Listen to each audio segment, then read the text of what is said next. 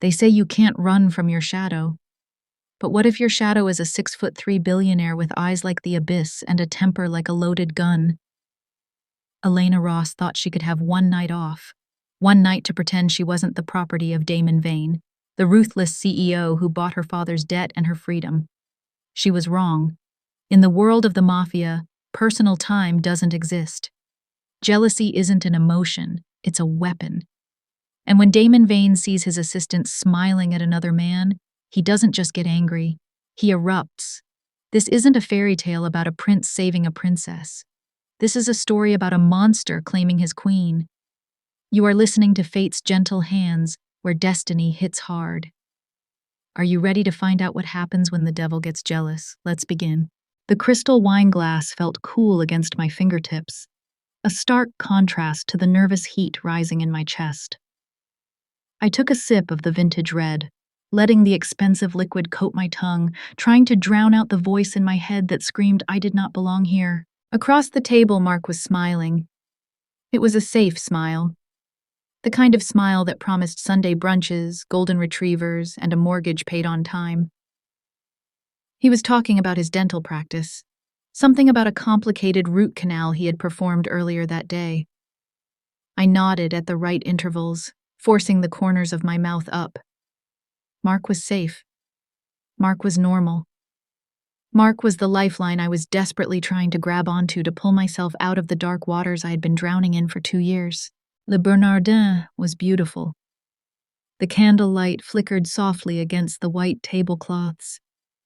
The hum of polite conversation was a gentle river flowing around us. For a moment, just a fleeting moment, I let myself believe this could be my life. No debts, no shadows, no him. Then the music died. It did not fade out gently, it was cut, severed like a throat. The air in the room shifted instantly. It grew heavy, thick, and suffocating, as if all the oxygen had been sucked out by a massive vacuum. The low hum of conversation stopped, replaced by a silence so loud it made my ears ring. My survival instincts, sharpened by 2 years of walking on a tightrope over a pit of vipers, flared to life. The hair on the back of my neck stood up. A chill that had nothing to do with the air conditioning raced down my spine. I did not want to turn around. God, I begged the universe, please do not let it be him. But I smelled him before I saw him. It was a scent that haunted my nightmares and my most shameful dreams. A mix of spicy sandalwood, expensive tobacco, and something metallic, like rain on hot asphalt. It was the scent of power, the scent of a predator entering a pen of sheep. Mark frowned, his fork pausing halfway to his mouth. He looked over my shoulder, his expression shifting from mild annoyance to confusion. "Elena?" he asked, his voice sounding too loud in the sudden quiet. "Is everything okay? You look pale." I could not breathe. My lungs felt like they had turned to stone. I watched the restaurant manager, a man who usually carried himself with the arrogance of a king, turn the color of ash. He bowed his head low, backing away toward the wall, making himself small, making himself invisible. 2 men in dark suits stepped in front of the main entrance, blocking the exit. They crossed their arms, their faces like granite. And then he walked in. Damon Vane. He was a shadow come to life. 6'3" of pure, unadulterated danger wrapped in a custom black suit that cost more than Mark made in a year. His white dress shirt was unbuttoned at the top, exposing the tanned column of his throat. He did not look at the staff. He did not look at the other terrified patrons. His eyes, dark as a moonless ocean, locked onto me from 20 feet away. The world narrowed down to a single point: him. He moved through the tables with a predatory grace, his leather shoes making no sound on the floor. Every step he took felt like a countdown. 5, 4, 3. Mark twisted in his chair. "Excuse me?" he said, his voice rising with indignation. "Who is this?" Damon did not acknowledge Mark's existence. To Damon, Mark was less than the dust on his shoes. He stopped at our table, his massive frame blocking out the candlelight, casting us into his shadow. The air around him crackled with a terrifying electricity. I looked up, my heart hammering against my ribs like a trapped bird. His jaw was set tight, a muscle ticking in his cheek. He was furious, a cold, controlled fury that was infinitely worse than shouting. "Elena," Mark said, looking between me and the dark figure looming over us. "Who is this guy, Elena?" Damon ignored the question. He reached out, his long fingers encircled by a gold signet ring, and picked up Mark's wine glass. He held it up to the light, inspecting the red liquid as if checking for poison. Then, with a casual flick of his wrist, he opened his fingers. Smash! The sound of the crystal shattering against the hardwood floor was like a gunshot. Red wine splattered across the pristine white tablecloth like a crime scene. Mark jumped to his feet, knocking his chair back. "Hey! What the hell do you think you are doing? Security!" Damon finally looked at him. It was a glance of such utter boredom and contempt that Mark froze, his mouth hanging open. Damon leaned down, placing both hands on the table, trapping me in his space. He brought his face close to mine. I could feel the heat radiating off him, smell the intoxicating blend of danger and desire. "I gave you a long leash, Elena," he whispered. His voice was low, a deep rumble that vibrated through my bones. It sounded like velvet wrapped around a dagger. "But you just hung yourself with it." "Damon, please," I whispered, my voice trembling. "This is my personal time. You cannot just—" "I can do whatever I want," he cut me off, his eyes burning into mine. "I bought this dress, emerald green. I chose it because it matches the ring I have in my safe. Not for you to wear for some second-rate dentist while he bores you to death about plaque." Mark's face flushed red. He stepped forward, trying to reclaim his dignity. "Listen here, buddy. I do not know who you think you are, but I am calling the police. You are threatening my date." Damon smirked. It was not a happy smile. It was the smile of a wolf before it tears out a throat. He pulled a sleek black phone from his pocket and slid it across the wine-stained tablecloth. The screen was bright. It showed a live video feed. Mark looked down and his face went white. That is my clinic," Mark stammered. 42 High Street, Damon recited, his voice flat. "Old wiring in that building, Mark. Terrible fire hazard. It would be a tragedy if a spark were to jump tonight. All those patient records, all those expensive machines, all your diplomas, gone in a flash, before the fire trucks could even leave the station." Mark looked at Damon, horror dawning in his eyes. Then he looked at me. "Elena? Who is he? How does he—" I closed my eyes. I knew this game. I knew Damon Vane. He did not make idle threats. He made promises. "Go, Mark," I said, my voice barely a whisper. "But—" "Leave," I snapped, opening my eyes. "Just go, now, please." Mark looked at the phone, then at the monster standing before him. Self-preservation won. He grabbed his jacket, mumbling an apology that I could not hear, and scrambled away toward the kitchen exit, not daring to pass the guards at the front. I was alone with him. Damon stood up straight, buttoning his jacket. He looked at me with a terrifying mixture of possession and rage. "Stand up," he commanded. "Why are you doing this?" I hissed, grabbing my clutch so hard my knuckles turned white. "I just wanted one night, one normal night." "You are not normal, Elena," he said, walking around the table until he stood behind my chair. "And you are certainly not his." His hand landed on the back of my neck. His thumb pressed into the soft skin there, a gesture that was half caress, half chokehold. Heat flooded my body, shameful and immediate. "I will give you 10 seconds to stand up," he whispered into my ear, his lips brushing the sensitive skin. "Or I will carry you out over my shoulder. And tomorrow, I will burn that clinic down anyway, just for the sport of it. Choose, Elena." 1, 2, 3. I stood up, my legs felt weak, but I forced them to hold my weight. Damon's hand slid from my neck to my lower back, his grip firm, guiding me, pushing me toward the exit.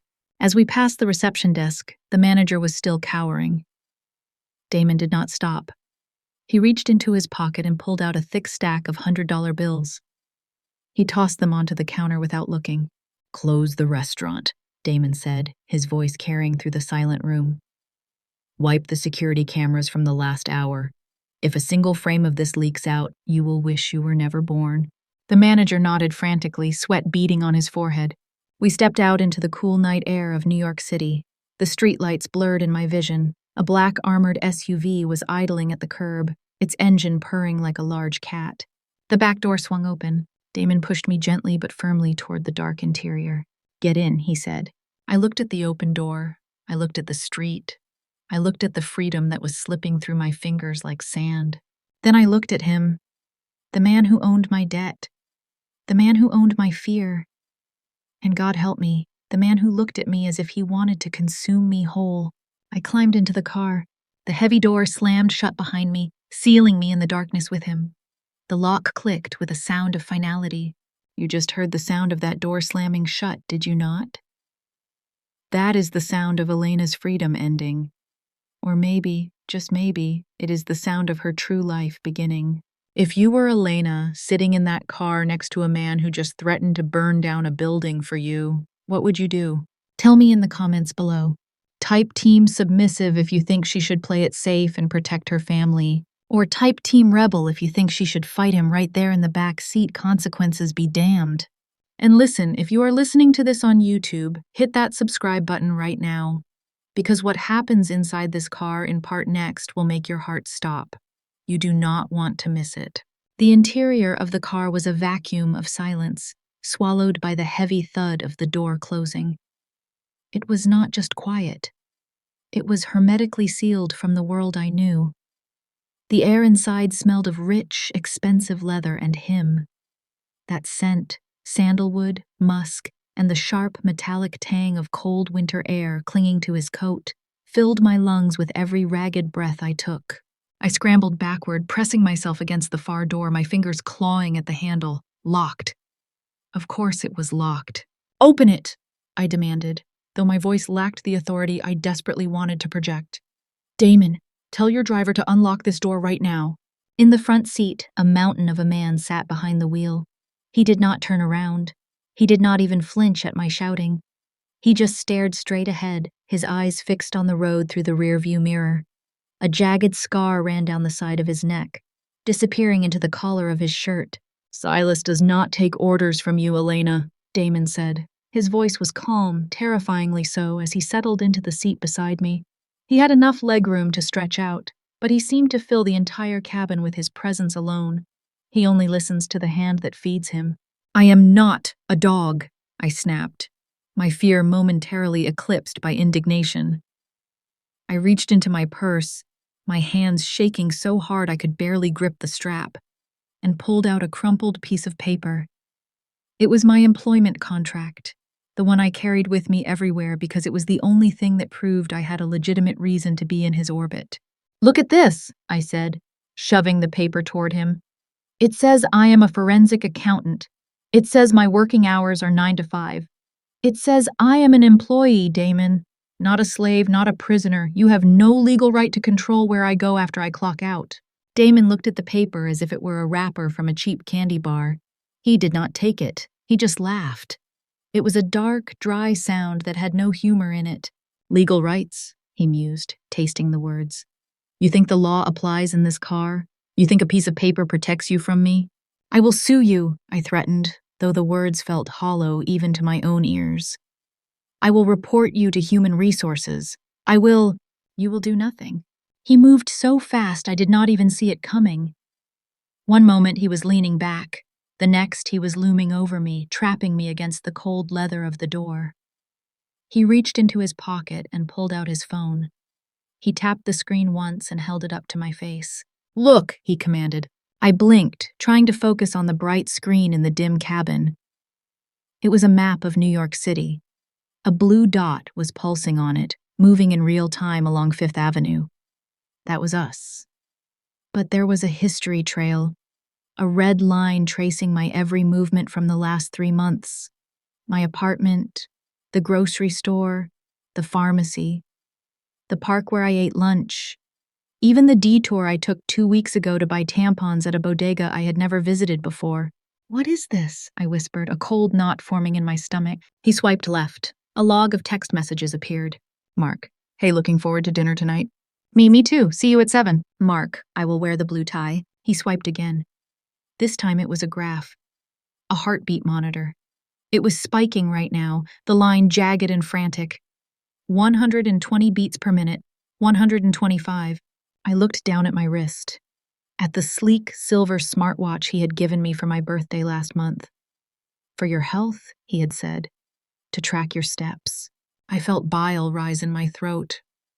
I clawed at the watch, fumbling with the clasp, desperate to get the metal band off my skin. It felt like a shackle. You have been tracking me, I choked out, finally ripping the watch off and throwing it onto the floor mat. You bugged my phone. You monitored my heart rate. You are sick. This is stalking, Damon. Damon picked up the watch calmly, dusting off the face with his thumb. It is surveillance, Elena. There is a difference. Why? I screamed, tears finally spilling over. Why me? I am just an accountant. I balance your books. I find tax loopholes. Why are you doing this to me? He tossed the watch onto the seat between us and leaned in closer. His hand shot out, gripping my chin, forcing me to look into those abyssal eyes. Do you think I hired you because you are good with numbers? He asked, his voice dropping to a whisper that vibrated against my skin. There are 1,000 accountants in this city who can balance a ledger. I hired you because I saw you. I saw how you looked at the world like you were waiting for it to hit you. I saw how desperate you were. He released my chin and leaned back, adjusting his cufflinks. And I own desperate things. I am quitting, I said, wiping my face. I am done. Tomorrow morning I am walking away. Are you? He looked at me with a pity that was worse than his anger. Tell me, Elena, does Mark know about your father? I froze. The air in the car seemed to vanish. Does he know that your father, the lovely Mr. Ross, currently resides in a private care facility that costs $15,000 a month? Does he know that before that, your father gambled away his pension, his house, and then borrowed $2 million from the Red Dragon Triad? My heart stopped. I had never told anyone, not a soul. I bought that debt, Elena, Damon said casually, looking out the window at the passing city lights. $2 million, plus interest, plus the protection money to keep the triads from cutting off your father's fingers one by one. You do not work for Vane Capital to pay your rent. You work for me to keep your father breathing. My voice failed me. I felt small, incredible, devastatingly small. If you quit, he continued, turning back to me, his face devoid of mercy, the debt becomes due immediately. Can Mark the dentist write a check for $2 million tonight? Can he protect your father when the sharks come calling? Silence, absolute crushing silence. I slumped back against the seat, the fight drained out of me, replaced by a cold, heavy realization. I was not just an employee, I was an investment. I was property. The car began to slow down. I looked out the window, expecting to see my run-down apartment building. Instead, I saw sleek glass and steel rising endlessly into the night sky. Vane Tower. We are not at my house, I whispered. No, Damon said. The car stopped. The lock clicked open. Silas was already outside, opening the door. He stood there like a stone wall, blocking any thought of escape. Damon stepped out first. He buttoned his jacket, checked his watch, and then extended a hand toward me. It was a gentleman's gesture, mocking in its politeness. Come, he said. We are going to the penthouse. Tonight, we renegotiate the terms of your existence. The elevator ride was a silent ascent into the clouds. There were no buttons. Damon simply looked at a panel, a beam of red light scanned his iris, and the doors slid shut. We shot upward, leaving the noise and the grime of the city far below. When the doors opened, I stepped into a world that was as beautiful as it was cold. The penthouse covered the entire top floor of the tower. The walls were floor-to-ceiling glass, offering a panoramic view of New York City glittering like a box of jewels spilled on black velvet. But inside, everything was monochromatic. Black marble floors, gray velvet sofas, steel sculptures that looked like frozen lightning. There were no photos, no flowers, no warmth. It was a museum, not a home. It was a reflection of the man standing beside me. Sit, Damon said, pointing to a single armchair facing the window. I sat. I felt like a child called into the principal's office, except the principal held the deed to my soul. Damon walked to a hidden wall safe. He pressed his palm against the scanner, and it hissed open. He pulled out a thick manila folder and tossed it onto the glass coffee table in front of me. It landed with a heavy thud. Read it, he said, pouring himself a glass of amber liquid from a crystal decanter. He did not offer me one. I opened the folder. My hands were still trembling, making the pages rattle. Debt assumption and confidentiality agreement. I scanned the legalese. My eyes, trained to find hidden details in financial ledgers, picked out the keywords instantly. Total assumption of debt, medical coverage in perpetuity, security provision, and then the cost. The subject, Elena Ross, agrees to reside at the designated secure location. The subject agrees to 24/7 availability. The subject surrenders all external communication devices. The subject agrees to a complete termination of unauthorized personal relationships. I looked up at him. This isn't a job offer, this is an ownership title. Damon took a sip of his drink, watching me over the rim of the glass. My enemies are moving, Elena. They are tired of attacking my supply lines.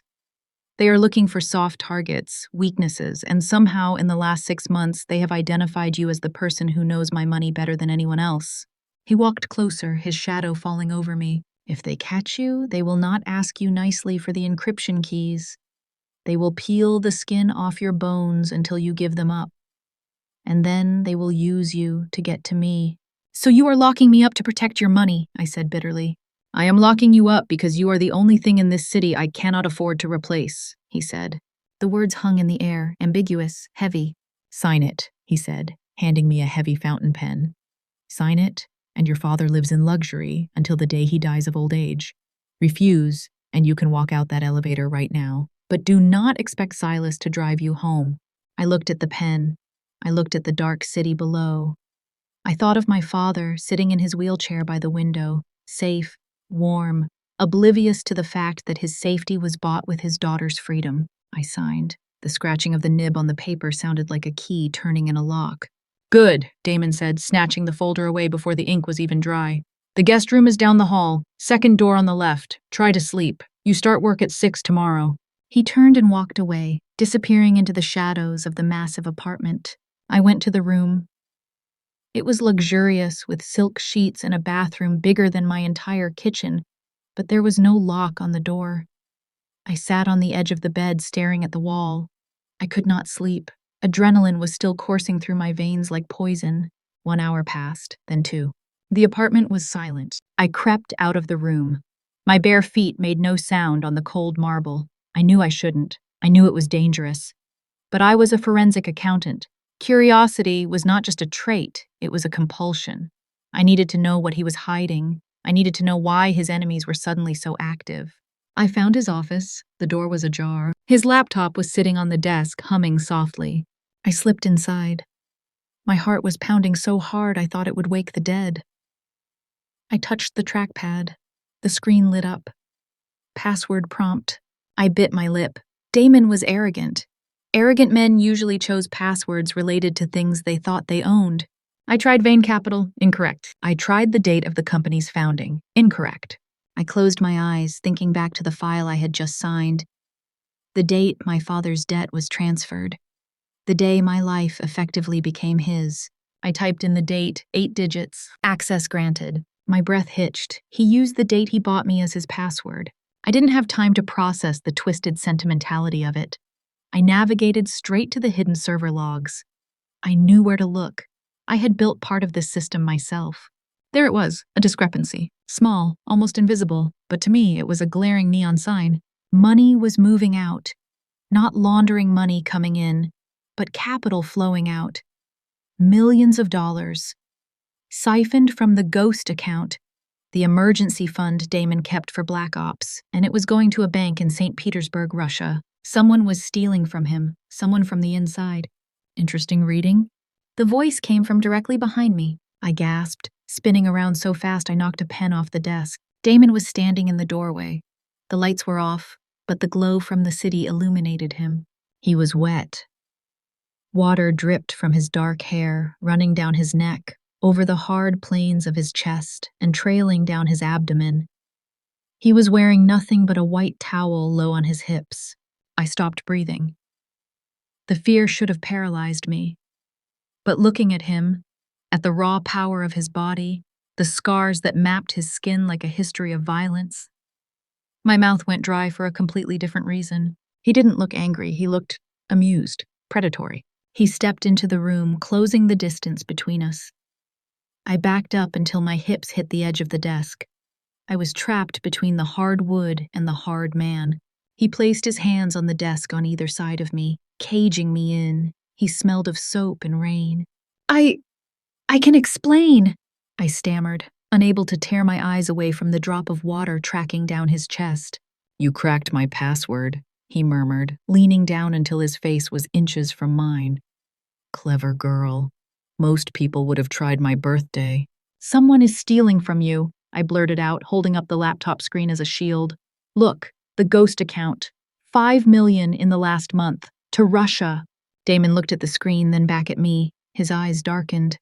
The amusement vanished, replaced by a cold, sharp focus. I know, he said. You know? I know money is missing. I did not know where it was going. He looked at me, his gaze dropping to my lips, then back up to my eyes. You found in 10 minutes what my security team has been missing for weeks. He reached out, his hand brushing a lock of hair behind my ear.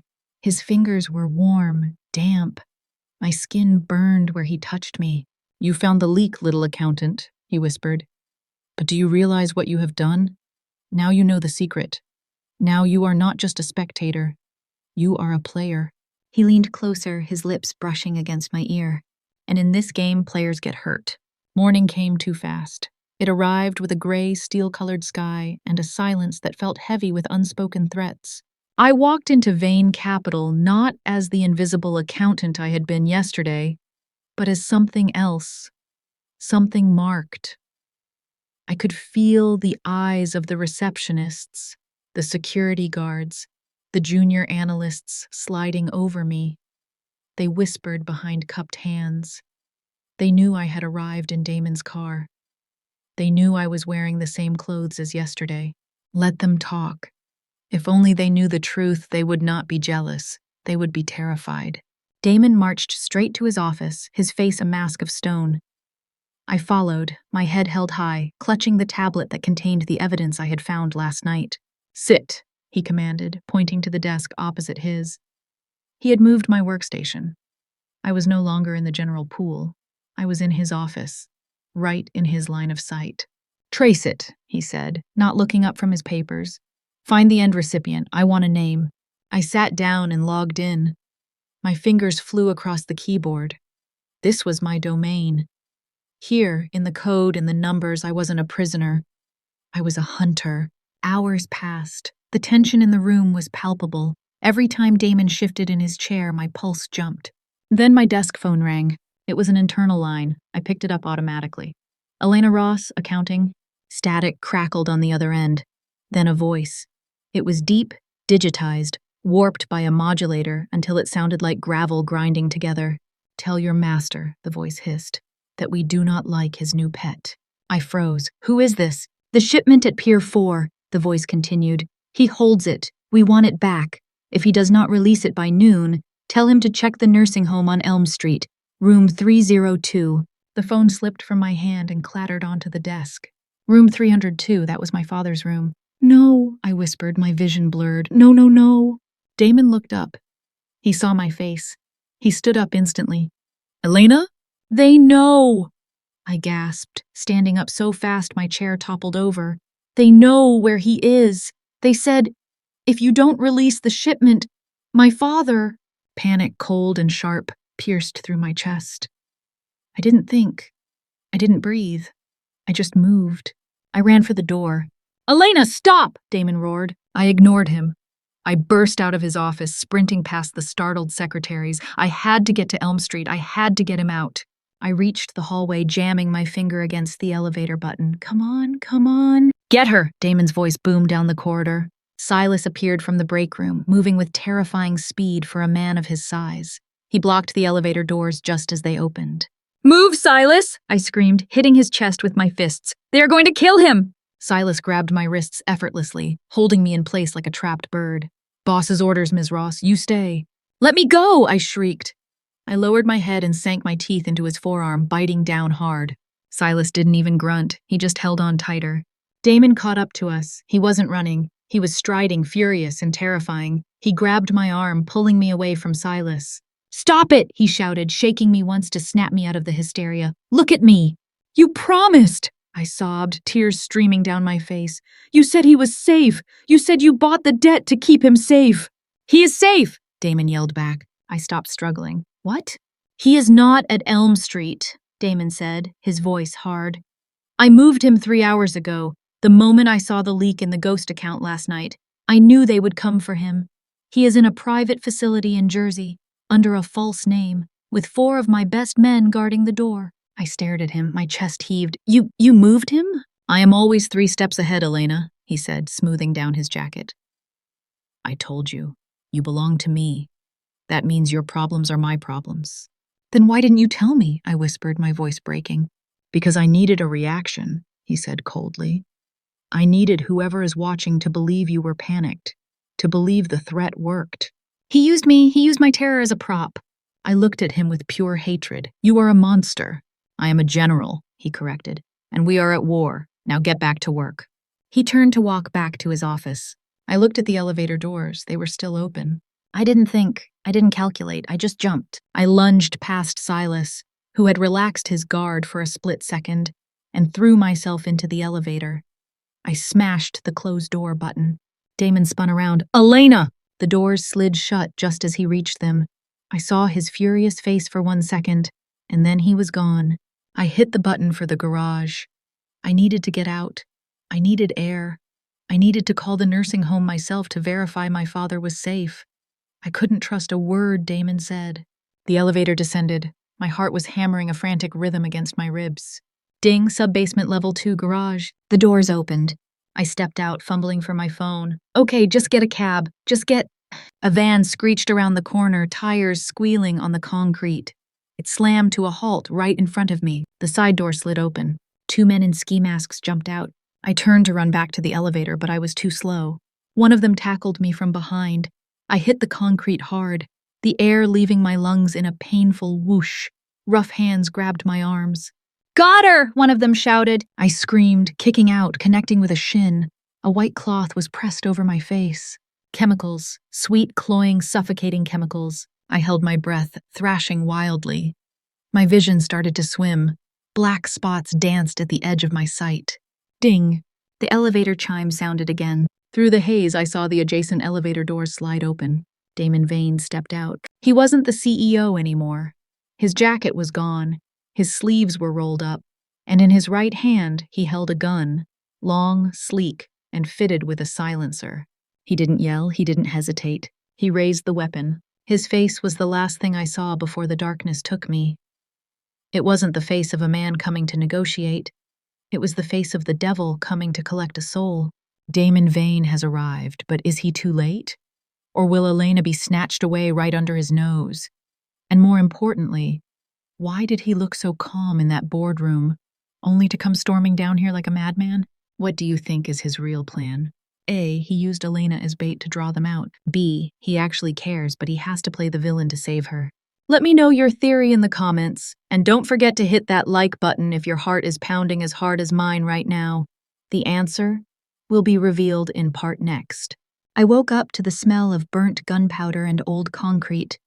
My head was spinning, a thick fog of chloroform still clinging to the edges of my mind. I blinked, trying to clear my vision. The fluorescent lights of the parking garage flickered overhead like a dying heartbeat. Stay down, a voice commanded. It was rough, strained, but unmistakable. I lifted my head. The 2 men who had dragged me out of the van were on the ground. They weren't moving. Blood pooled around their knees and elbows, precision shots designed to cripple, not kill. But there was a 3rd man. He was crouched behind a concrete pillar 20 feet away, his gun spitting fire into the open space. And there was Damon. He wasn't taking cover. He wasn't hiding behind a car like a sane person would. He was standing in the open, walking toward me with a terrifying, singular focus. His gun was raised, firing with rhythmic, deadly accuracy, keeping the shooter pinned down. Damon! I screamed, my voice raw. Get down! He didn't listen. He never listened. He looked at me, checking for injuries, his dark eyes sweeping over my body. For a split second, he took his eyes off the enemy. That was all it took. Bang! The sound was deafening in the enclosed space. Damon jerked back as if an invisible hammer had hit him in the chest. A spray of red mist erupted from his right shoulder, staining the pristine white of his dress shirt. He stumbled, his knees buckling for a fraction of a second. My heart stopped, the world went silent. But he didn't fall. With a roar of pure animalistic rage, he regained his balance. He raised his weapon with his left hand, his non-dominant hand, and fired 2 shots. The man behind the pillar slumped to the ground, a dark hole in the center of his forehead. Silence returned, heavier than before. Damon dropped his gun. He swayed, his hand going to his shoulder. Blood was soaking through the fabric, turning the white cotton into a gruesome crimson map. "Get inside," he grunted, nodding toward the black SUV that had just screeched to a halt beside us. Silas was already out of the driver's seat, hauling me up from the ground as if I weighed nothing. "Boss is hit," Silas said into his earpiece, his voice flat. "We are moving, Route B." They shoved me into the back seat. Damon climbed in after me, his movements stiff and jerky. He collapsed against the leather, his face draining of color until it was gray as ash. "Drive," Damon ordered through gritted teeth. The car peeled out of the garage, tires smoking. I stared at him. The man who had terrified me an hour ago was now bleeding out right next to me. The smell of copper filled the small space, overpowering the scent of sandalwood. "You're shot," I whispered, stating the obvious because my brain couldn't process anything else. "Through and through," he wheezed, pressing his hand harder against the wound. Blood seeped between his fingers, thick and dark. "Did not hit the bone. I'm fine." "You are not fine," I shouted, panic finally breaking through the shock. I ripped the silk scarf from my neck. "Move your hand." "Elena, don't." "Move your hand," I yelled, slapping his fingers away. He groaned, but let me take over. I pressed the folded silk against the hole in his shoulder. He hissed, his head falling back against the headrest, eyes squeezing shut. "Put pressure on it," I ordered, leaning my entire body weight onto his shoulder. My hands were slick with his blood. It was warm, horribly, intimately warm. "Why?" I asked, my voice trembling. "Why did you stand there? You could have taken cover." He opened his eyes. They were glassy with pain, but the fire inside them hadn't gone out. "He had a clear line of sight on you. If I moved, he would have shot you." I froze. "He took a bullet for me. The monster took a bullet for the bait." "You—" I choked on a sob. "You saved me." A dark, humorless chuckle escaped his lips, turning into a cough. "Don't pin a medal on me yet, sweetheart." He reached out with his bloody hand and grabbed my wrist, his grip surprisingly strong. He pulled me closer until our faces were inches apart. "I didn't ignore you in the boardroom because I didn't care," he rasped. "I moved your father to a safe house in Jersey 2 hours before that call even came in. I knew they were watching. I knew they needed to see you panic to believe I was vulnerable." I stared at him, my mind reeling. "What?" "I used you," he confessed, his voice brutally honest. "I let you run down there. I let them grab you. Because it was the only way to draw the rats out of the sewer so I could kill them." The air left my lungs. He didn't just save me, he orchestrated my kidnapping. He gambled with my life. A surge of white-hot anger, pure and clarifying, rushed through my veins. It burned away the fear. It burned away the gratitude. Slap! The sound of my hand connecting with his cheek was sharp and loud. His head snapped to the side. "You bastard!" I hissed, tears streaming down my face. "You used me? You let me think my father was going to die? You let them put their hands on me?" I raised my hand to hit him again, but he caught my wrist midair. He looked at me. There was no anger in his eyes, only a twisted kind of approval. He smiled, blood coated his teeth. "That's it," he whispered, pulling my hand to his mouth and kissing my bloody knuckles. The taste of iron and salt was on his lips. "Good. Hit me again if you want. Hate me, keep that fire burning, Elena." He leaned back, his eyes fluttering shut as consciousness began to slip away. "Because where we are going, you are going to need every ounce of that rage just to survive." "Where are we going?" I asked, my voice shaking. "Home," he murmured. "The real home of Vane Capital. Welcome to Chicago." The car sped up, merging onto the highway. Behind us, the lights of New York faded into the distance, taking my old life with them. We didn't go to a hospital. We didn't go to a penthouse. The SUV rumbled off the highway onto a gravel road in the industrial outskirts of Chicago.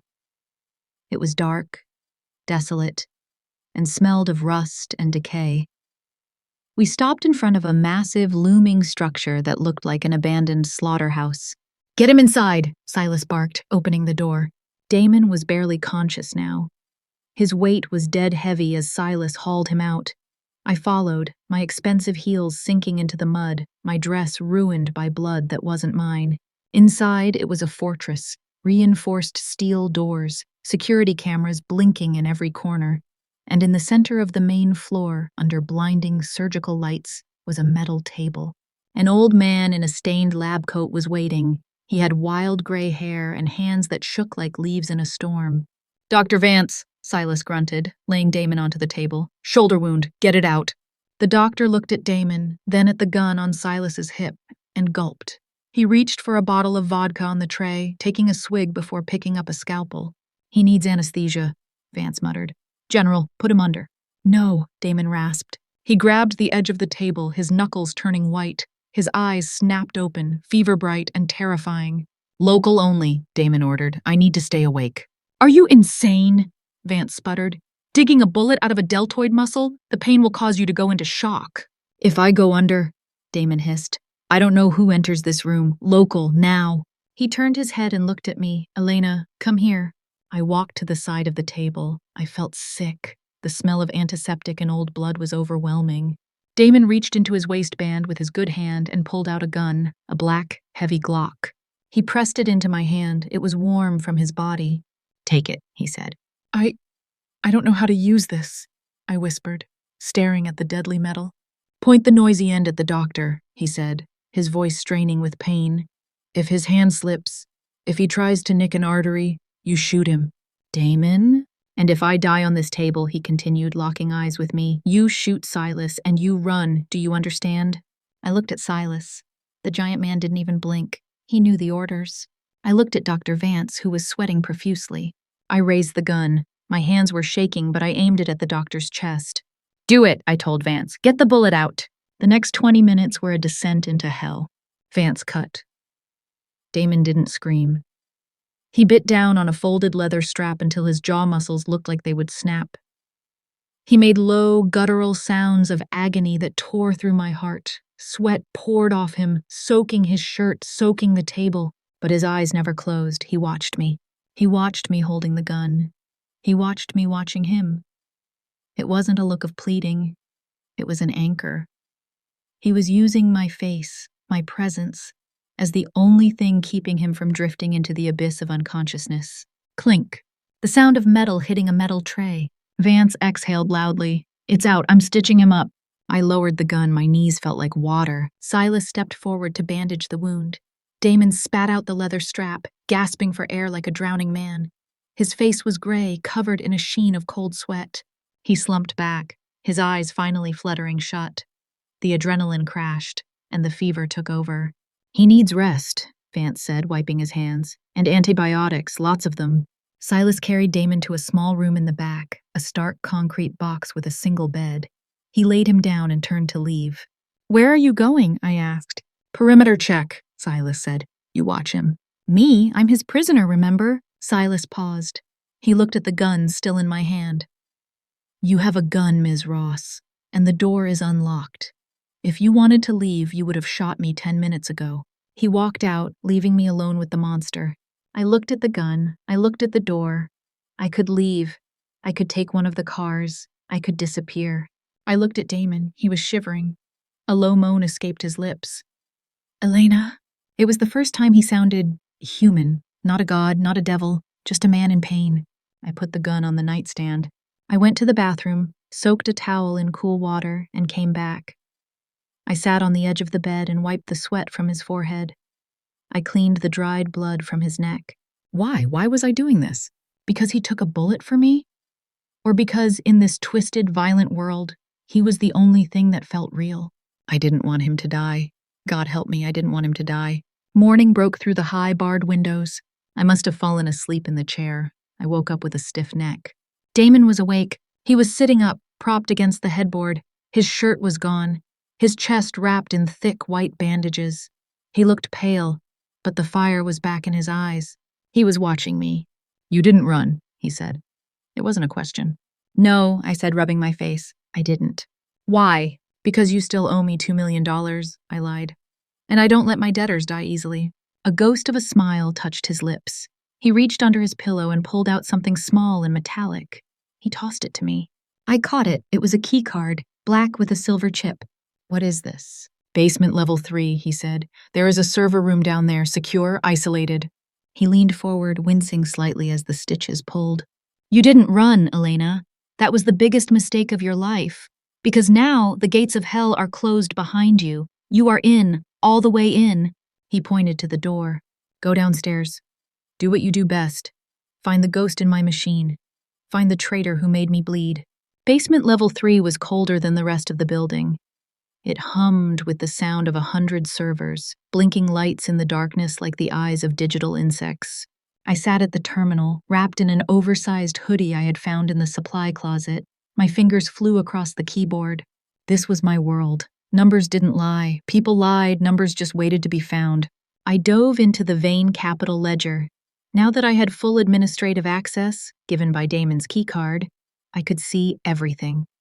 The layers of shell companies, the offshore accounts in the Caymans, the investments in legitimate tech startups that were just fronts for moving cash.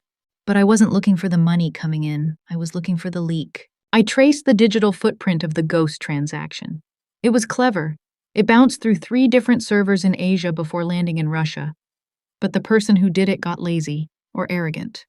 They used a timestamp pattern. Every transfer happened at exactly 3:00 a.m. Chicago time. I cross-referenced the timestamp with the security logs of the Chicago office. Who was logged in at 3:00 a.m.? No one. But someone had remote access, someone with a clearance level as high as Damon's. I pulled up the user profiles. There were only 3 people with level 5 clearance. 1, Damon Vane. 2, Silas. 3, Lucius Thorne. Lucius. I knew that name. He was the company's general counsel, Damon's godfather. The man who had raised him after his parents died in a car bomb 20 years ago. My heart hammered. It couldn't be him. Lucius was family. I dug deeper. I accessed Lucius's personal encrypted files. It took me 2 hours to break the firewall. When I did, I found a folder named the retirement plan. I opened it, and then I froze. Inside, there weren't just bank transfers. There was a dossier on me and one on my father. It showed payments made to the Sunrise Care Facility in Jersey dating back 2 years. Damon hadn't just bought the debt. He had been paying for my father's specialized dementia care out of his own pocket, secretly, since the day I started working for him. The payments were listed under Charitable Donation Anonymous. Tears pricked my eyes. He wasn't just a monster who bought me. He had been my guardian angel in a black suit, watching over my father while I hated him for it. But below that, there was something else. An email draft from Lucius to a contact in the Russian Bratva. The girl is the key. She's finding the discrepancies. We need to eliminate her and the old man to flush Damon out. Once Damon is dead, the company is mine. Lucius. It was Lucius all along. He was the one who tipped off the kidnappers. He was the one who ordered the hit on my father. I printed everything, every page, every damning line of code. I ran back upstairs. I didn't knock. I burst into Damon's room. He was standing by the window, staring out at the gray wasteland, smoking a cigarette. He turned when I entered. I slammed the stack of papers against his chest. "It's Lucius," I said, breathless. Damon looked at the papers. He didn't read them. He looked at me. "I know," he said softly. You knew?" "I suspected," he corrected. "But I couldn't prove it. My heart didn't want to believe it. Lucius was a father to me." He took the papers, his eyes scanning the proof. His expression hardened. The pain of betrayal flashed in his eyes for a second, raw and devastating, before it was replaced by a cold, infernal rage. He looked up at me, and in that moment something shifted. He didn't look at me like an employee. He didn't look at me like a victim. He looked at me like I was the other half of his soul. "You found it," he whispered. "You actually found it." "He sold you out, Damon," I said, stepping closer, fueled by the adrenaline of the discovery. "He tried to kill me. He threatened my father. I want him dead." The words left my mouth before I could stop them. I realized then that I had crossed a line. I wasn't just solving a puzzle, I was calling for blood. Damon dropped his cigarette and crushed it under his boot. He reached out and cupped my face with both hands. His thumbs traced my cheekbones. "Be careful what you wish for, Elena," he murmured. his eyes burning with a dark intensity. Once you ask for blood, you can never wash your hands clean.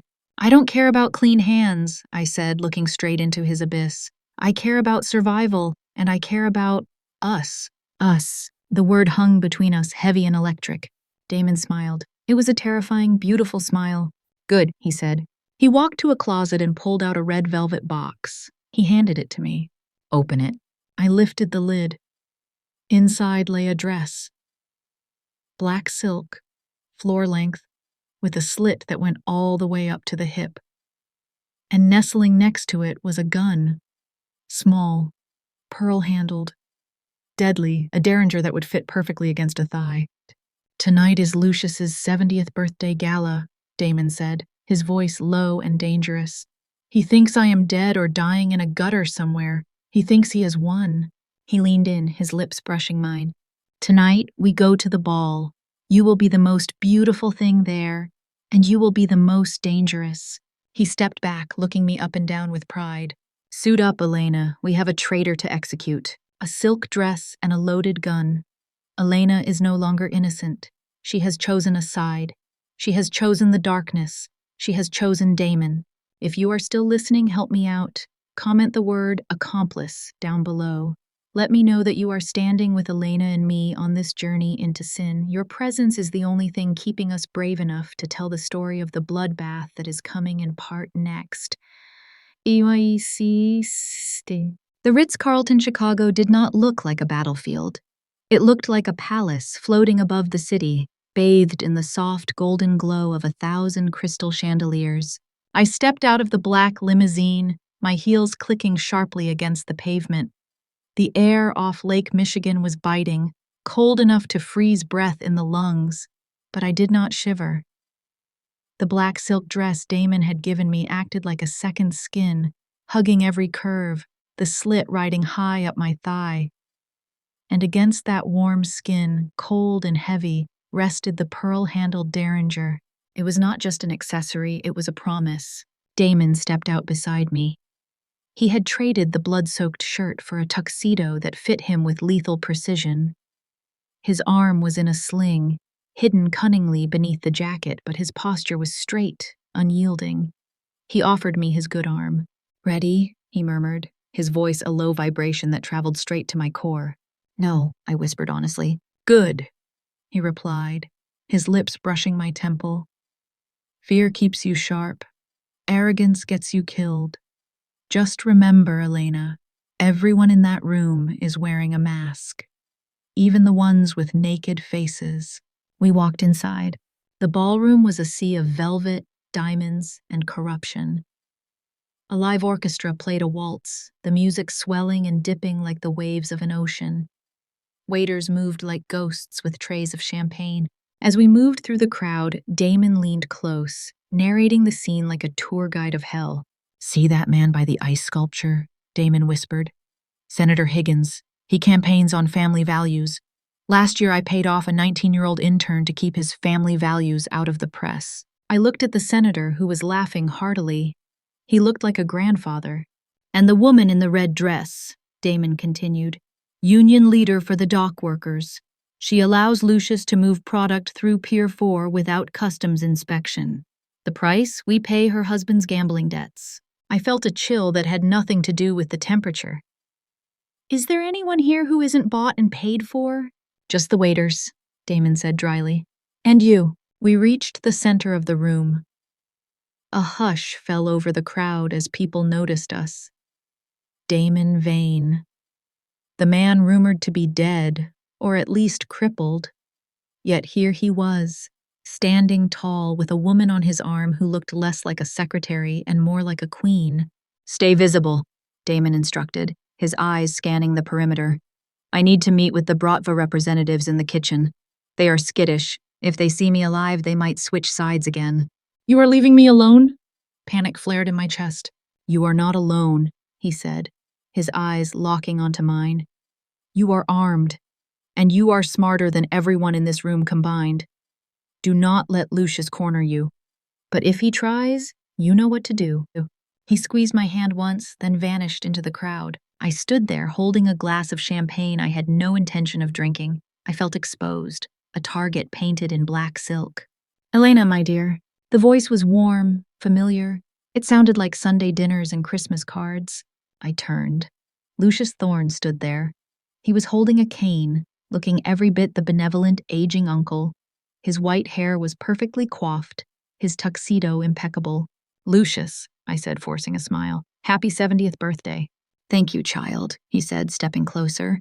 He smelled of lavender and rot. I was surprised to see you. And Damon. I heard, well, rumors of a nasty accident. Damon is hard to kill, I said, keeping my voice light. You know how he is, stubborn. Lucius chuckled. It was a dry, dusty sound. Indeed. He always was a resilient boy. Come, walk with me. The music is too loud for old ears. He didn't wait for an answer. He placed a hand on my elbow, a grip that was firm, bordering on painful, and steered me toward the French doors leading to the balcony. I glanced around. Damon was gone. Silas was nowhere to be seen. I allowed him to lead me out. The balcony was empty. The wind here was ferocious, whipping my hair across my face. Below us, Chicago was a grid of amber lights. Lucius let go of my arm. He walked to the stone railing, leaning on his cane. You look beautiful tonight, Elena, he said, looking out at the city. It is a shame, truly. What is a shame, Lucius? I asked, my hand drifting slowly toward the slit in my dress. He turned to face me. The benevolent uncle mask dropped. His face was twisted in a sneer of pure contempt. That you chose the sinking ship, he spat. You are a smart girl. You found the discrepancies in the ledger. You tracked the money to Russia. I was impressed. I thought, here's a girl with potential. Two large men stepped out from the shadows on either side of the balcony doors. They blocked the way back into the ballroom. But then, Lucius sighed, tapping his cane on the stone floor. You ran back to him. You think Damon loves you? You poor, stupid thing. He collects broken toys, Elena. He bought your father's debt not to help you, but to own you. He is using you as a shield tonight. Why do you think he left you alone? He knows I will come for you. He didn't leave me, I said, my voice steady despite the wind. He trusted me. He left you to die, Lucius shouted, his patience snapping.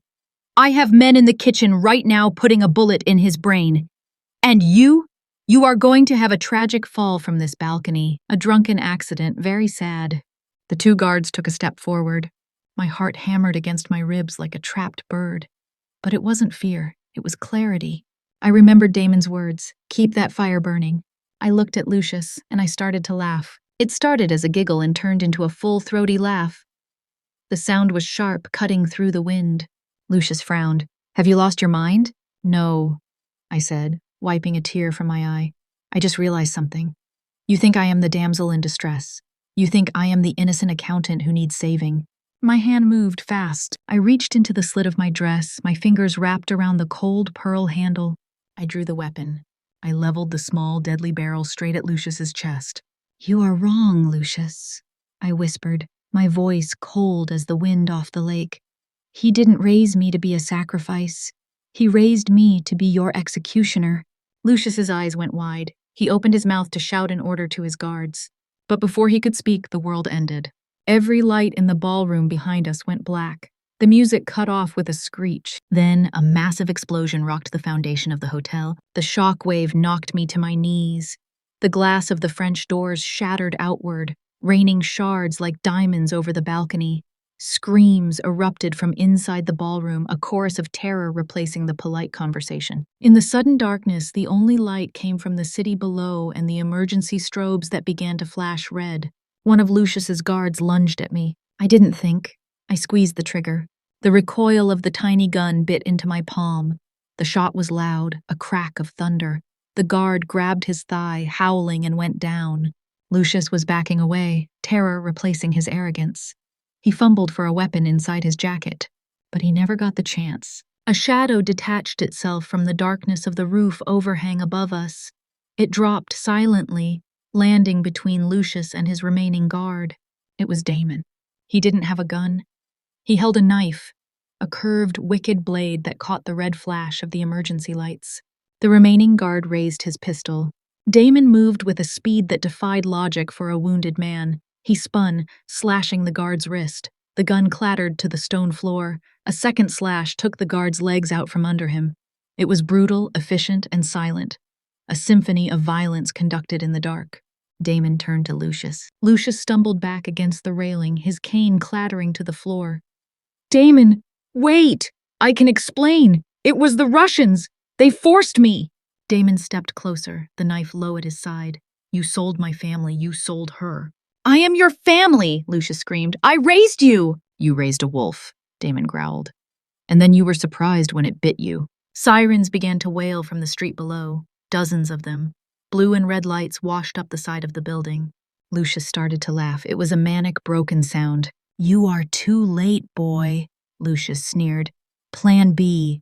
I didn't just call the Russians. I called the feds. I tipped off the Financial Crimes Division. They are downstairs right now, and guess whose name is on all those offshore accounts I set up? Yours. He pointed a shaking finger at Damon. You kill me, you go to prison for life. You let me go, I turn state's witness and bury you. Checkmate. Damon froze. He looked over the railing. The police barricade was forming. He looked at me. He sheathed the knife. He walked over to me, grabbing my shoulders. His eyes were desperate.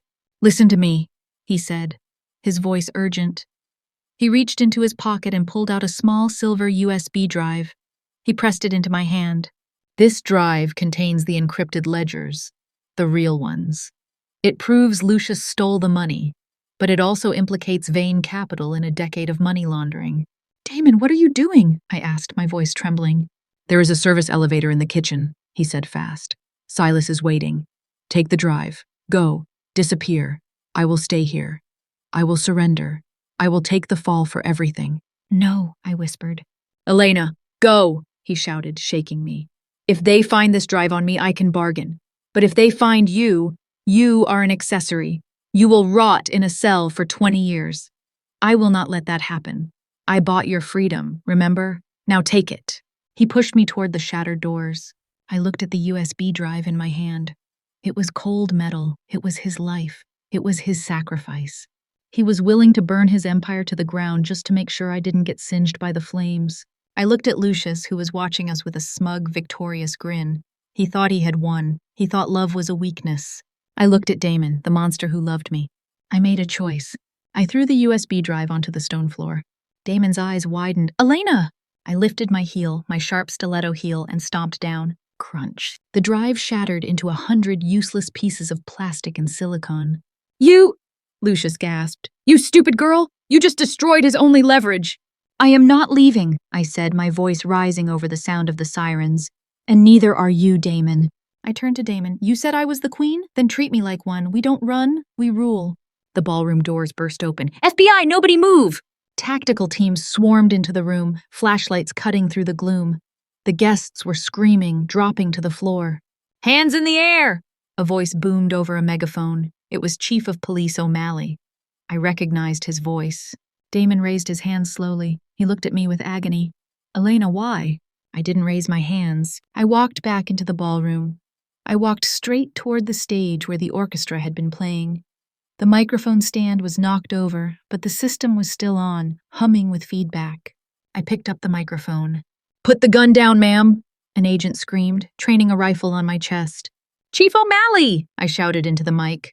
My voice boomed through the chaotic room, echoing off the crystal chandeliers. The police chief, a man in a tactical vest standing near the entrance, froze. He looked at me. I am Elena Ross, I announced, CFO of Vane Capital, and before you arrest anyone, Chief, I think you should check your email. O'Malley frowned. Take her down! If you touch me, I said, my voice steady and cold as ice. The scheduled email I set to trigger 5 minutes ago goes public. Not just to you, to the Times, to the Tribune, to the governor. What are you talking about? O'Malley barked, signaling his men to hold fire. The offshore account in the Caymans, I recited from memory. The numbers I had memorized in the server room. Account number 7429, the one receiving monthly payments from the Red Dragon Triad. That is your account, isn't it, Chief? Silence descended on the room, absolute suffocating silence. I have the forensic trail, I lied. I didn't have it anymore. I had just stomped on it, but he didn't know that. I have the wire transfers. I have the photos of you meeting Lucius Thorne. I pointed to the balcony where Lucius was cowering. Lucius Thorne is the man you want, I said. He orchestrated the money laundering. He hired the hitmen. He is the cancer. Vane Capital is just the victim of a rogue employee. I looked O'Malley dead in the eye. Arrest Lucius, and we walk away. Or we all burn together, right here, right now on live television. It was a bluff, a $2 million bluff played with nothing but smoke and mirrors. O'Malley looked at Lucius. He looked at the press vans pulling up outside. He looked at his own men. He made the calculation. Arrest him, O'Malley barked, pointing at Lucius. What? Lucius shrieked. No, she is lying! Arrest them! The agents didn't hesitate. They tackled Lucius, dragging him from the balcony, cuffs clicking onto his wrists. Damon lowered his hands. He walked toward me through the sea of SWAT officers who were now parting like the Red Sea. He stopped in front of me at the edge of the stage. He looked at me with awe, with worship. You are insane, he whispered. I learned from the best, I replied, dropping the microphone. It hit the floor with a thud that sounded like a gavel closing a case. 3 months later. The skyline of New York City hadn't changed, but everything else had. I sat in the corner office of Vane Capital. The glass walls were the same, but the atmosphere was different. It was no longer a place of fear, it was a place of efficiency. My assistant knocked on the door. Ms. Ross, the board meeting starts in 5 minutes. Tell them to wait, I said, not looking up from the file I was signing. And tell Mr. Henderson that if his department is over budget one more time, I will not fire him, I will audit him, personally. The assistant paled. Yes, ma'am. I stood up and walked to the window. I wore a tailored white suit, sharp, clean, untouchable. The debt was gone. My father was living in a beautiful cottage in Vermont with a full-time nurse who baked him cookies. And Lucius? Lucius had tragically committed suicide in his holding cell 2 days after his arrest, or so the papers said. I didn't ask Damon for the details. I didn't want to know. My phone buzzed. Damon, dinner, 8 p.m. Don't be late. I smiled. The car pulled up in front of Le Bernardin. It was déjà vu, the same warm light spilling onto the sidewalk, the same doorman. But this time I didn't feel like an imposter.